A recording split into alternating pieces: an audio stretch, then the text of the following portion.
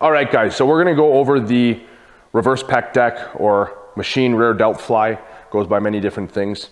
So with this variation, one of the things with setup we wanna focus on is when Dillon goes into an extended position here, what we're focusing on is almost slicing down with the arm. Now, we can't bias the way the machine moves here, so what we have to change is actually the seat position. So we've adjusted the seat here for Dillon where his shoulder is very slightly below the elbow, which is very slightly below the wrist. So there's a slight upwards angle here. Now Dillon is gonna think, while he's performing the movement, he's gonna think about slicing down.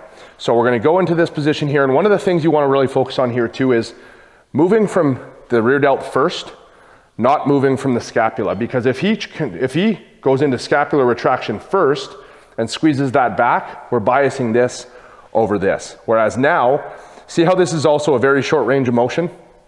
We don't need a large range of motion on the rear delt. Like we've talked about with other rear delt movements, the rear delt is a short muscle, where all we're trying to do is fully shorten that. So in this position here, Dillon is able to get that rear delt short without having to, swing this tight now, without having to pull the scapula together and really squeeze everything here.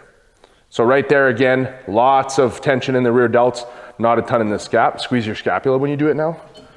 So now here, see how the traps elevate, the tension is shifted to the back. That's what we don't want. So go lighter, think about moving from the posterior side of the shoulder, get that rolling first. You can never eliminate any scapular movement, but the goal here is to basically keep it minimal. So all the rear delts are doing the work.